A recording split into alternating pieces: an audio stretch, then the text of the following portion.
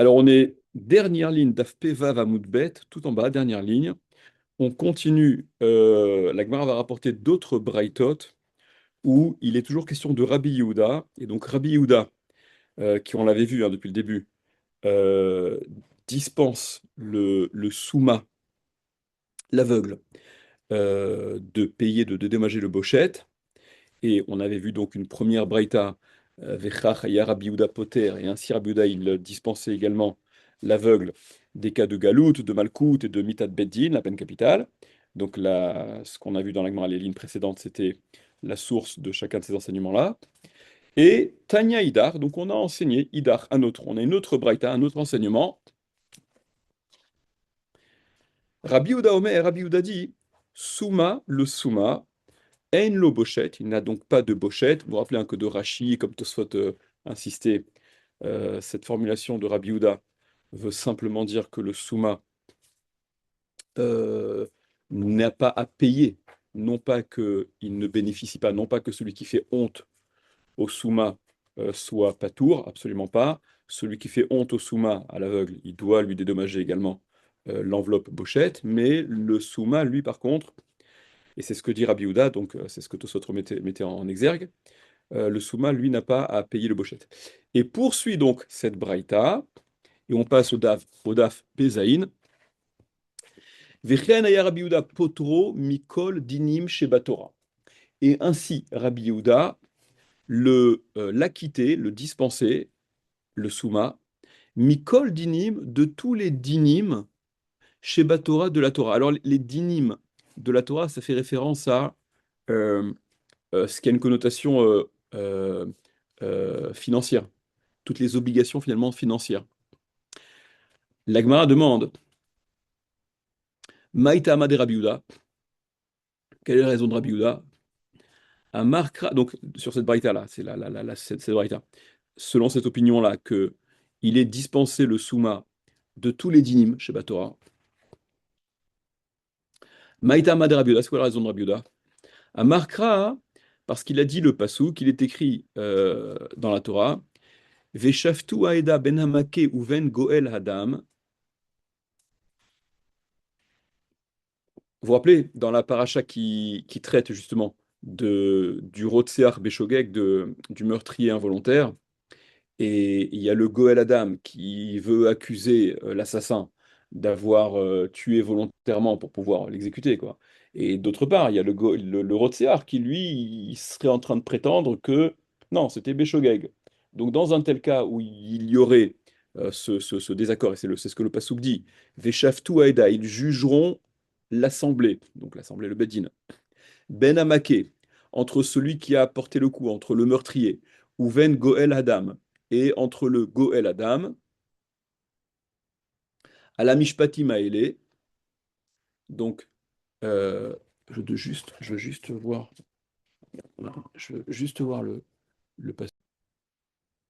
Donc, le pasouk, lorsque pasouk formule, encore une fois, Veshavtu Aeda ben Amaki ou ben Goel Adam à la Mishpatim Aele, ils jugeront l'assemblée, donc l'assemblée représentée par le Bedin, entre le maquet, celui qui a porté le coup, qui a tué, ou ben Goel Adam, et entre le Goel Adam, le proche de celui qui a été tué, à la Mishpatim Aele, donc sur ces Mishpatim-là, sur ces lois-là, et euh, l'enseignement que Rabbi Yehuda retire de cette formulation du pasouk, c'est Kol shieshno bemake ou begoel adam, yeshno bemishpatim.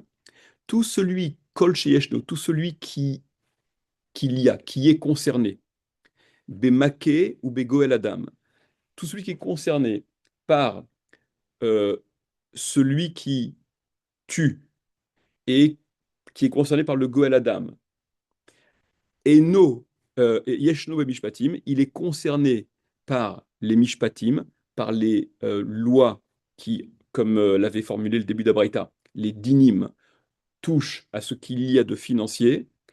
Kol she'eno bemake ou begoel adam, mais tout celui qui n'est pas concerné par le din de maké, donc celui qui a tué. On a dit juste avant que le souma n'est n'est pas concerné par la peine de mitat beddin, n'est pas concerné par la peine de exécution capitale, ce qu'on a vu avant.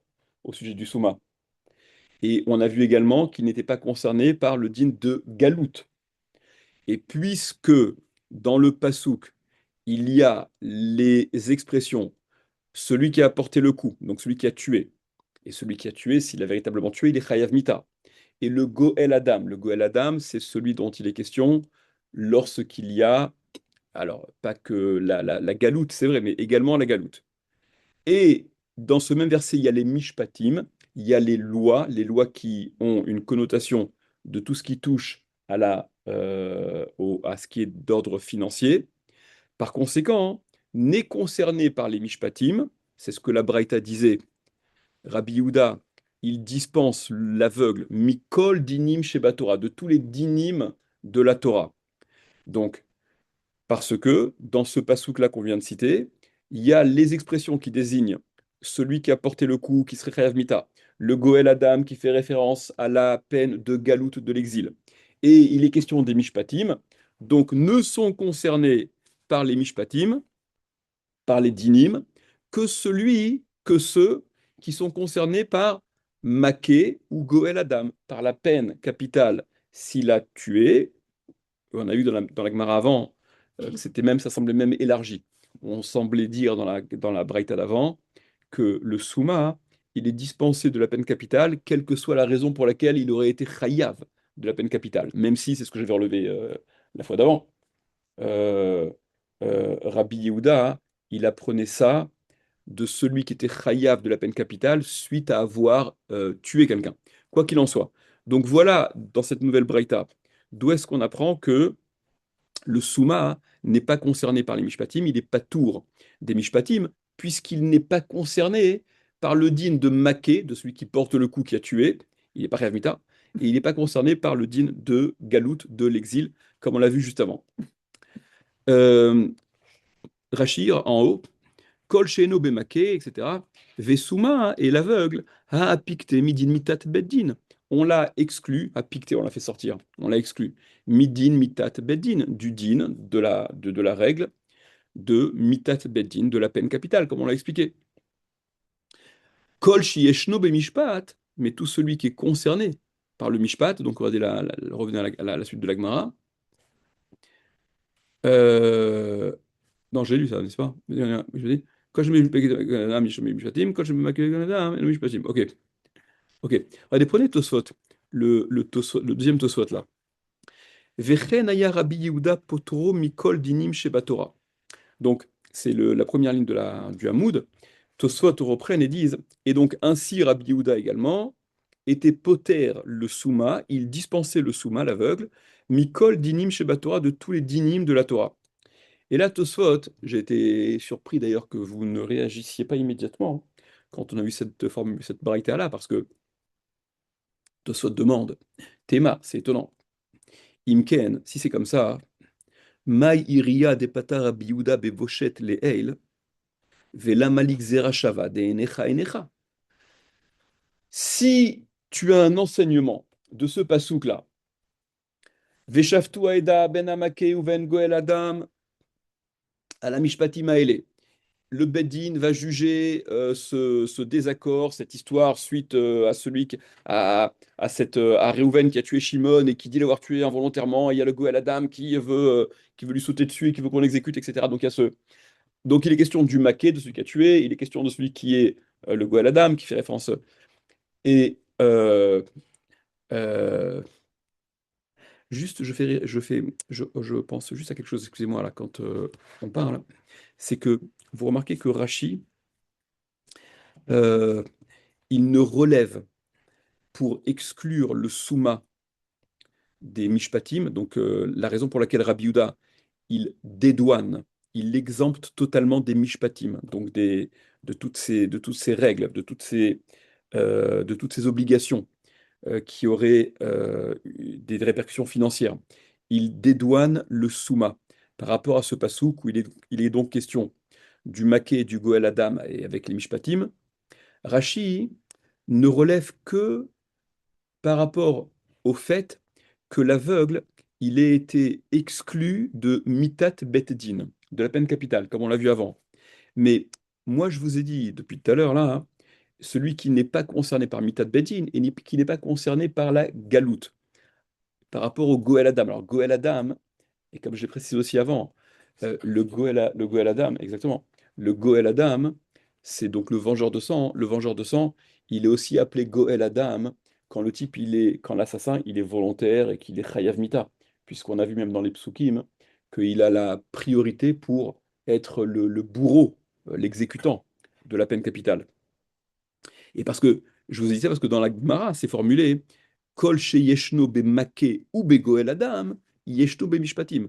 Tout celui qui est concerné par la paracha, par les règles du maké et du goel adam, puisque dans le passage il est question des deux, il est concerné par les mishpatim. Mais vous remarquez que Rashi ne soulève que le ptour par rapport à mitat beddin, et donc il explique que puisqu'il est patour de mitat beddin, ce dont il est question dans le pasouk, il est patour de tous les mishpatim. Et Rashi n'a pas dit Mais personne ne lui conteste à Rabbi Yehuda, ah, bien sûr que si, bien entendu que si. Je vais vous dire, le premier. Non, mais on va voir. Tosot de parler de ça. Non, mais de toute manière, bien sûr qu'on conteste Rabbi Yehuda, puisque d'après la Mishnah, le Bochet, le Souma, il en est, il est chayav. Il est chayav de Bochet. Non, mais à la rigueur, Il est conservé le Bochet. Non, mais si. Non, mais juste, finis ce point. Ça, c'est ce que Rabbi Yehuda conteste. Quand Rabbi Yehuda a dit le Souma en lo Bochet n'a pas de Bochet, ça va à l'encontre de ce que la Mishnah, de la compréhension qu'on a de la Mishnah. Pour les Chachamim, le Souma, non seulement évidemment qu'il en bénéficie, Amivayesh et Souma, celui qui fait honte au Souma à l'aveugle, il doit lui payer, mais le Souma qui ferait honte, il est aussi chayav. Bien Ce- sûr, il est d'accord avec ça. Non, ma putain, Il est d'accord avec le fait que celui qui fait honte à l'aveugle, c'est ce que je te dis. Encore une fois, c'est l'insistance que j'ai eue, ce que je vous ai rapporté au nom de cette insistance de Rachid, de Tosfot. Ok? Mais Rabbi Yehuda dispense le Souma de payer le Bochet dans un cas où lui, il aurait été à l'origine du Bochet. Ce que les Chachamim dans la Mishnah refusent totalement. Donc les Chachamim n'ont pas cette Xerashava de Enecha Enecha, qui le dispensait de Bochet. Ok? Bah, c'est juste une petite remarque par rapport à la. non, mais même les deux autres sont. Quels deux autres? Bah, les deux autres, c'est-à-dire qu'en vérité, Malkout, Galout, tout ça? c'est-à-dire qu'il part sur le. Ici, au départ, on la conteste la première Xéra Shabbat pour Mita. Ah ouais, Mais donc après, on comprend plus rien. En vérité, moi, c'est pour ça que je m'arrête et je me dis, mais Ah, ça tient pas. non mais tu as raison, tu as raison. C'est-à-dire que comme on l'avait mentionné hier, les enseignements qu'il y avait dans le Hamoud précédent, ils étaient un petit peu en... C'était un peu en... C'était des transitions, quoi. C'était en escalier. C'est-à-dire qu'à partir du moment où on a déduit pour ça, donc on déduit pour ça. Ok, regarde, Tosso, tu vas revenir rapidement là-dessus. Après, après il est aussi question de ça, comme je vous disais hier, hein. Euh, ces marloquetotes entre... euh, bah, en l'occurrence, c'est ce que... bah, on a même parlé de ça hier entre, je vous dis, c'est une Mishnah. C'est la Mishnah c'est la Mishnah dans Makot, Marloquette entre Rabbi Yehuda et Rabbi Meir. Est-ce que le Souma, est-ce que l'aveugle, il est concerné par par la galoute? Ça aussi, c'est la Marloquette. Évidemment que c'est une Marloquette. C'est la Mishnah dans Makot, dont je vous ai parlé hier. Revenez à notre Tosfot, Rabotai. Ouais, c'est clair, on va. C'est ce que tu sais. Ouais. Ouais. Donc c'est évidemment que ça ne fait pas unanimité. Donc regardez, Tosfot demande. Vecheanaya Rabbi Yehuda potro mikol dinim shebatora. Et ainsi Rabbi Yehuda, il dédouanait donc le souma, l'aveugle, de tous les dinim shebatora. Tosfot s'étonne. Théma, c'est étonnant. Imken, si c'est comme ça. Maïria, à quoi ça me sert? Des patas Rabbi Yehuda, qu'il a été poter Rabbi Yehuda. Ce qu'on a vu avant, que Rabbi Yehuda, il a quitté le Souma Bevochet de la honte, les Eil plus haut, donc le Hamoud précédent, Vela Malik Zerachava de Enecha Enecha. À quoi elle me sert cette Zerachava de Enecha Enecha? Puisque, encore une fois, vous vous rappelez, c'est très frais dans vos esprits. Enecha Enecha, il y a marqué au sujet des témoins, les témoins omémim, que lorsque tu les exécuteras, s'ils s'avèrent être des omémim, chayav mita, etc., Nefesh benefesh, etc., vie pour vie, non, non, non. Lotachos enecha, tu n'auras pas pitié. Et il y a le mot enecha au sujet de Bochet, la femme qui vient défendre son mari, Veshalcha, truc, non, non. Lotachos enecha, là aussi il est écrit enecha, de la même façon que le témoin n'est pas concerné, que le souma, l'aveugle, n'est pas concerné par le témoignage. Il ne peut pas témoigner, il n'a pas vu. On avait relevé, je vous avais relevé la question du Gilion Achas, Rabbi Akiva Eger. De la même façon que le témoin, que le souma, l'aveugle, n'est pas concerné par le témoignage, il n'est pas concerné par le bochet, d'après Rabbi Yehuda, il n'a pas à payer ce bochet. Tosfot demande à quoi elle me sert cette Xerashava. Si tu me dis qu'il y a un enseignement de ce pasouk, le nôtre maintenant, Veshaftu Aeda, Ben Amaki ou Ben Gualadam, à la Mishpatim Haele, qu'ils jugeront l'assemblée entre le Maké et le Gualadam, et donc celui qui est concerné par Maké et rachidisé, donc il est pas, on a vu qu'il n'était pas tour de Mita, il n'est pas tour de Mita de Beddin, le Souma. Donc, il n'est pas concerné par les mishpatim. Il n'est pas tour des mishpatim. Donc, si c'est de là que j'apprends le ptour, l'exemption des obligations financières dans ce cadre de choses-là, du Souma, j'ai plus besoin de la Xerashava. Elle ne me sert plus à rien, cette Xerashava. D'accord, vous comprenez la question.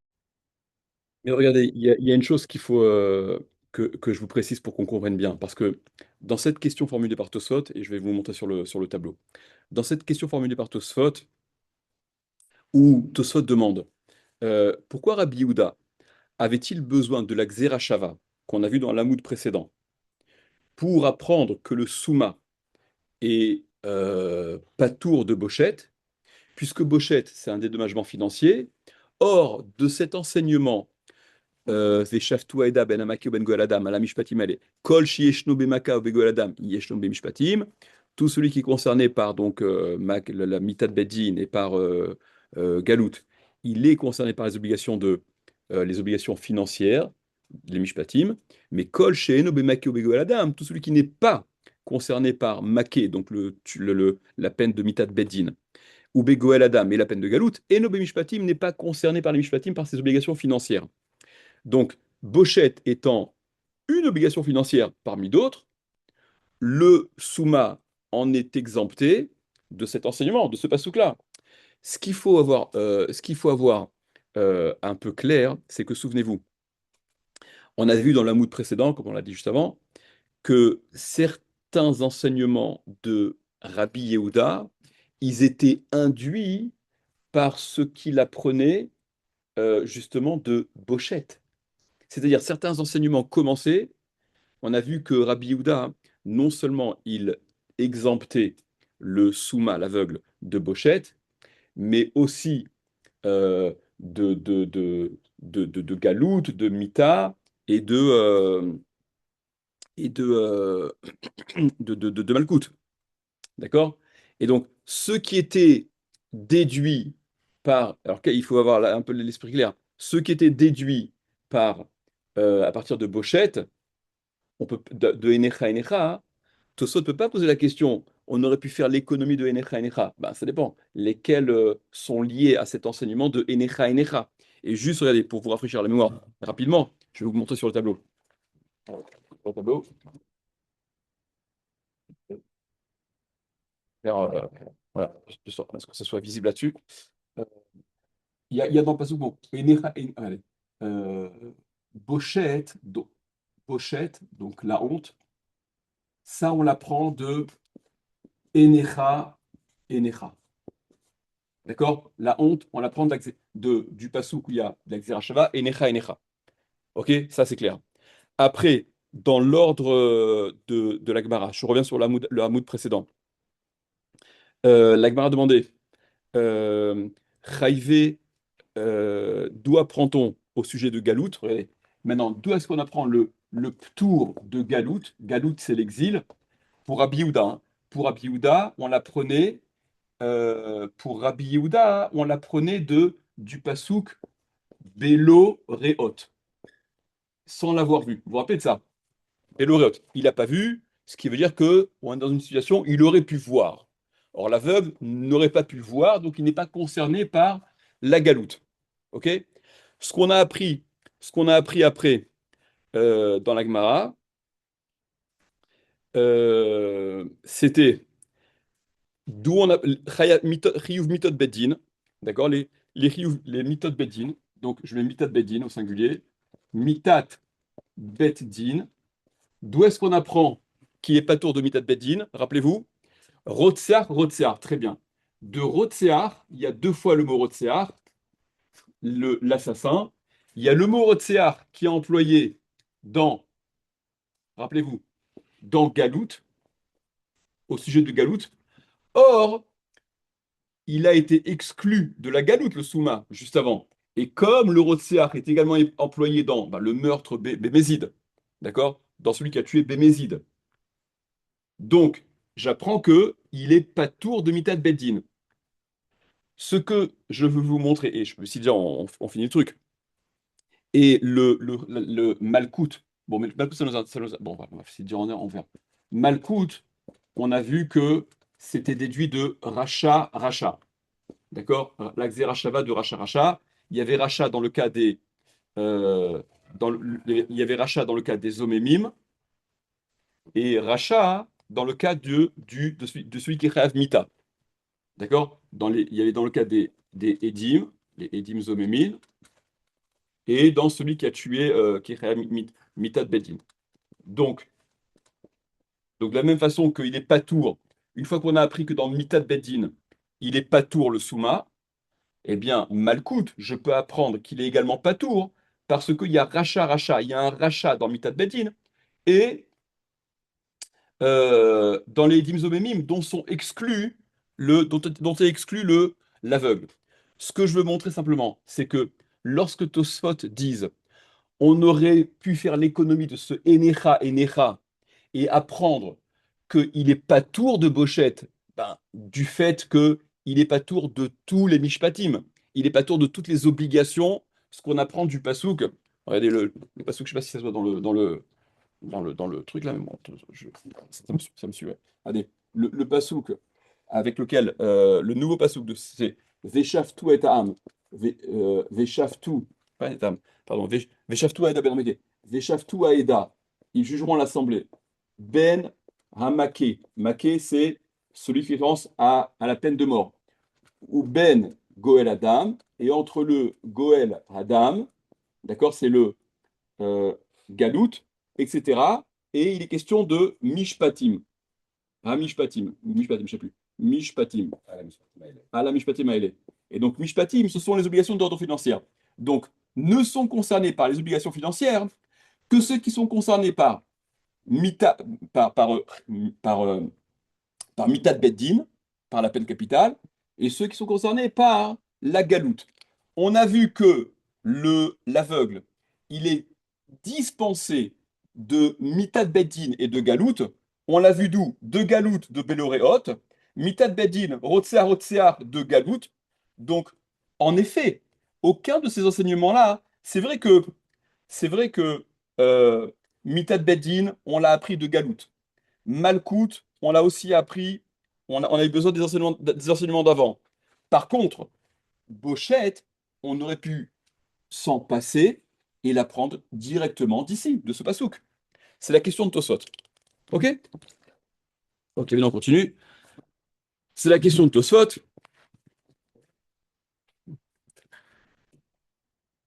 Venir et Léri. Il semble donc à Harry, euh, Rabbi Yitzhak, chez les Bassof, Chazar bo Rabbi Yehuda, Mima Shaya Potro mi Bochette Levad, que Rabbi Yehuda, en fait, en effet, il est revenu de cet enseignement-là de Enecha Enecha, qui ne dédouanait, au niveau des obligations financières, le souma, l'aveugle, que de Bochette. Rabbi Yehuda, il en serait revenu, et c'est ce qu'on voit dans cette braïta, Keshematsa dracha les fotro, mimita vegalout, quand il a vu une dracha pour le dispenser de mita et de galout,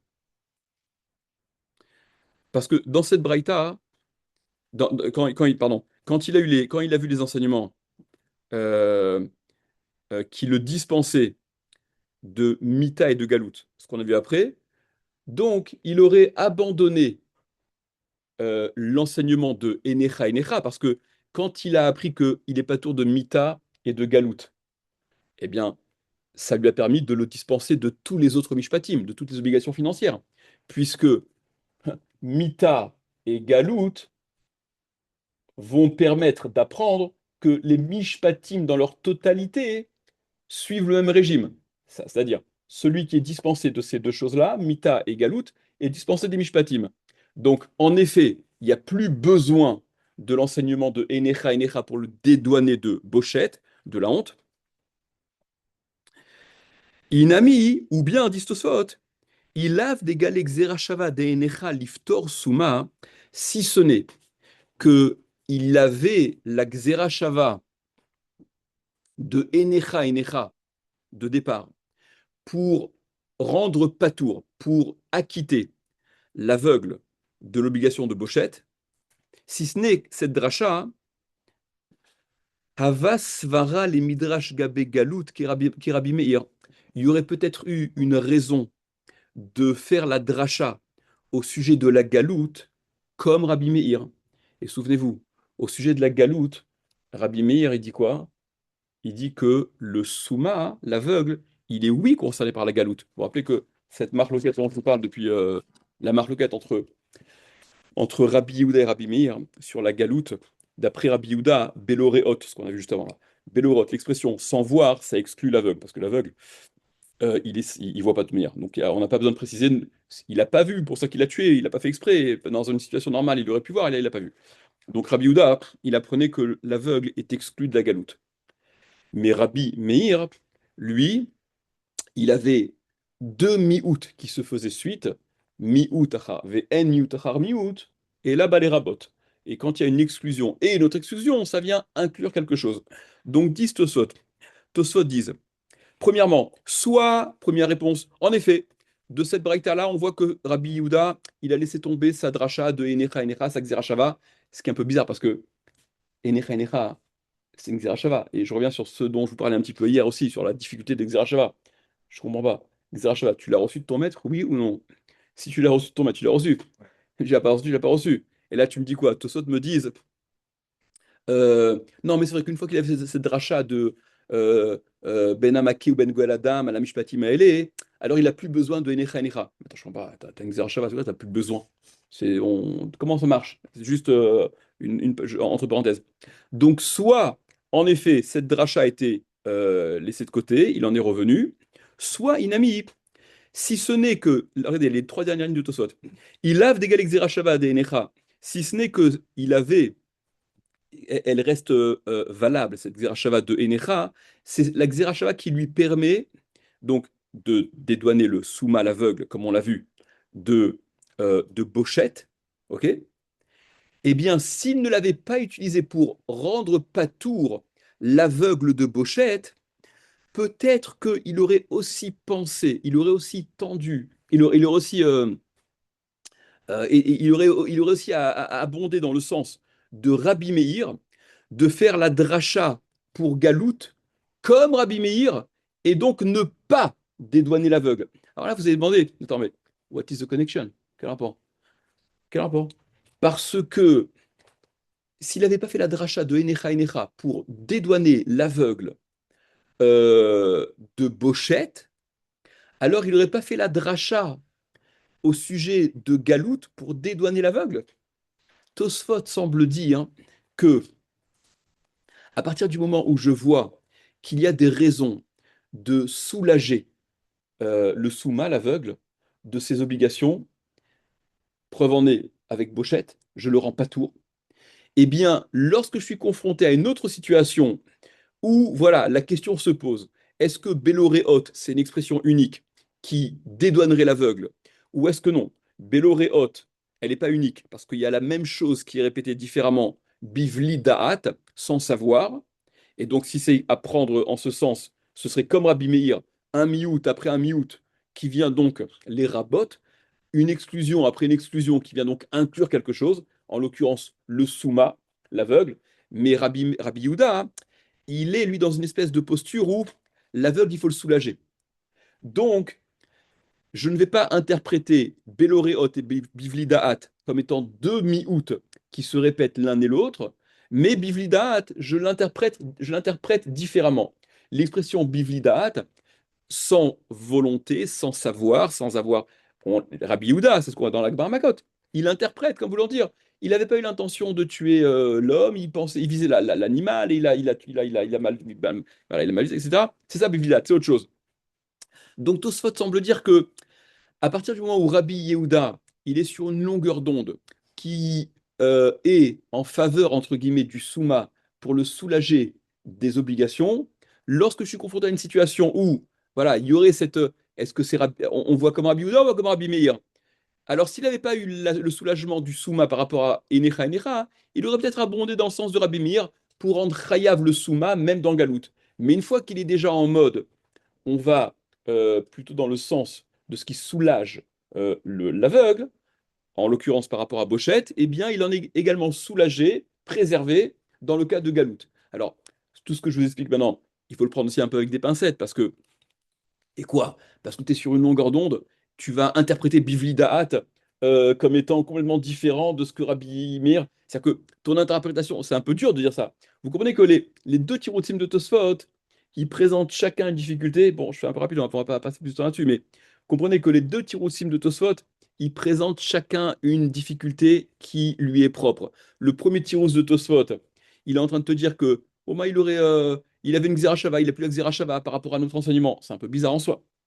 Deuxième tirous, c'est que finalement, la façon dont tu vas expliquer le bivli da'at, ce qui te permet euh, de d'accuser ou de dédouaner l'aveugle de galout, serait fonction quelque part de du fait que tu fais la dracha au sujet de Bochette, où tu rends chayav, où tu rends pas tour l'aveugle, ce qui est un peu aussi en soi étonnant. Ok, bah, c'est tout ça, on continue un peu en bataille. Revenons à la Gemara. Euh, donc voilà, donc on a vu la dracha. Kol sheyeshno bemakio bego aladam yeshno bimishpatim. Kol she'eno bemakio bego aladam. Et tout celui qui n'est pas concerné par maké et bego aladam, donc la peine la peine de mort et la galoute, eno bimishpatim n'est pas concerné par les mishpatim. Tanya Ida, regardez, autre braïta. On est à la 2, 4, 6, 6, 7e ligne. Tanya Ida, autre braïta. Rabbi Uda Omer, Rabbi Uda dit Souma en lo bochette. Le Souma, il n'a pas de bochette, donc il ne paye pas le bochette. Ça, c'est ce qu'on a dit depuis le début, qu'on a répété, qu'on connaît. Vechen aya Rabbi Uda potro, mikol mitzvot amurot batora. Et regardez la suite de cette braïta, là, elle est déjà différente. Et la braïta à la suite. Vechen aya Rabbi Yehuda, et ainsi Rabbi Yehuda, il poursuivait sur cette lancée au sujet de cette exemption du Souma par rapport à Bochette, Vechen aya Rabbi Yehuda potro, et ainsi Rabbi Yehuda, il le dispensait, le Souma, l'aveugle, Mikol mitzvot, de toutes les mitzvot à Amurot Batora, qui sont dites dans la Torah, que l'aveugle, il serait patour de toutes les mitzvot de la Torah. Amar Rav Shisha Bereder Ravidi, Maïtama de Rabbi Yehuda. Ah, il a demandé donc Rav Shisha Bereder Ravidi, c'est quoi la raison de Rabbi Yehuda? Comment se fait-il qu'il déduise qu'à ce point il étende ce principe à toutes les mitzvot de la Torah, à Markra, parce que c'est marqué dans la Torah, Ve'ele ha-mitzvot ha-chukim ve'ha-mishpatim. Donc voici les mitzvot, les chukim et les mishpatim, avec les différentes connotations que ces termes ont, chukim, mishpatim, mitzvot. La Gemara fait la dracha aussi. Kol sheyeshno be-mishpatim, yeshno be-mitzvot ve'chukim. Tout celui qui est concerné par les mishpatim, et on a vu juste avant, dans la parole d'avant, que Rabbi Yehuda, il dispensait des mishpatim. Toutes les règles, il y avait des répercussions, des implications financières. L'aveugle, et comme dans ce passouk-là, tu as mitzvot, chukim et mishpatim, donc il te dit tout celui qui est concerné par les mishpatim, yeshno be mitzvot ve chukim, il est concerné par les mitzvot et les chukim, les mitzvot irrationnels, vechol she'eno be mishpatim, et tout celui qui n'est pas concerné par les mishpatim, eno be mitzvot ve chukim, n'est pas concerné par les mitzvot et les chukim. Amar Rav Yosef, il a dit Rav Yosef. Rav Yosef, il avait une particularité. Souvenez-vous, il était aveugle. Ouais. Il a dit à Yosef, Mire Shava Amina. Au début, je disais, Man de Amar alacha ki Rabbi Yehuda, celui qui dira, c'est-à-dire qui tranchera, qui permettra de prouver d'une certaine façon, que la halakha elle est comme Rabbi Yehuda, à savoir, je t'en parle après, à savoir que l'aveugle est pas tour des mitzvot, eh bien celui qui dira que l'halakha, qui prouvera que l'halakha elle est véritablement comme ça, de Amar Suma Patur Mina Mitzvot, qui a dit que le Suma, l'aveugle est Patur Mitzvot, Kav Dina Yom Tava les Rabanan. Je vais organiser un Yom Tov pour les Chachamim, je fais une Seuda pour me réjouir. Maïtama, pour quelle raison? Des Lomefak Dina Veka Avidna Mitzvot. Parce que je ne suis pas obligé, je ne suis pas ordonné à l'accomplissement des mitzvot, et pourtant je l'ai fait. Et donc quoi? Ben, j'ai encore plus de mérite. Même pas, je suis obligé, mais je l'ai fait quand même. Donc, raison pour faire la fête. Vehashta des Shamait Lea des Rabbi Hanina. Regardez, retenez ça, ça c'est un principe rabotai qui est intéressant, qui est hyper connu. Et c'est voilà, c'est ici, on le voit aussi dans. Il est question aussi dans Kiddushin de cette même Gemara-là. Mais il poursuit Rav Yosef et il dit, mais le problème c'est que Vehashta des Shamait Lea des Rabbi Hanina. Mais maintenant que j'ai entendu l'enseignement que Rabbi Hanina a donné, des Amar Rabbi Hanina, qu'il a dit Rabbi Hanina, Gadol Ametsuve Mimi Sheeno Metsuve VOC, Gadol Ametsuve VOC, plus grand est celui qui est ordonné, qui est Metsuve, qui est bar mitzvah, qui est tenu qui est par la mitzvah, qui est obligé. VOC et qui accomplit, étant obligé, Mimi Sheeno Metsuve VOC, que celui qui n'est pas obligé et qui fait, c'est-à-dire plus grand est le mérite non pas comme je pensais dans un premier temps, de celui qui fait sans être obligé de faire, puisqu'il le fait de sa propre initiative, mais plus grand est le mérite de celui qui est metsuvé, qui est obligé, qui est tenu de faire et qui fait, eh bien là, Mande Amarli en alacha ki Rabbi Yehuda, c'est celui qui me dira que l'alacha n'est pas comme Rabbi Yehuda, que Avdina Yom Tavale Rabanan, que je ferai un Yom Tov, une grande Seouda, je me réjouirai pour les Chachamim. Parce que si je fais en n'étant pas ordonné, j'ai moins de mérite. Et moi, je voudrais justement que non, que le lacha ne soit pas que je voudrais que le souma, il soit aussi, pas comme il a dit Rabbi Yehuda, je veux que le souma soit chayav des mitzvot, qu'il ne soit pas dispensé des mitzvot.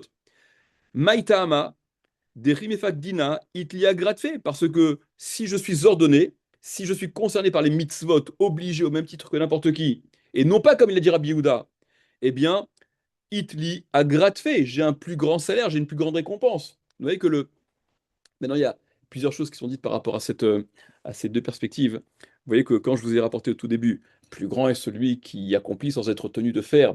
Naturellement, on a tous, oui, bah, bien sûr, il n'est même pas obligé, il le fait. Quand la cavote, vraiment, c'est bien. Et pourtant, hein, la... Quoi? Qu'on fait avec le guerre, qui est pas, Et alors? Et alors? c'est le même truc. Et celui qui est pas concerné, quelle que soit la raison. Mais instinctivement, Et alors? instinctivement, tu casses l'inverse. Mais tu m'as pas dit... Quoi tu parles sur l'inverse?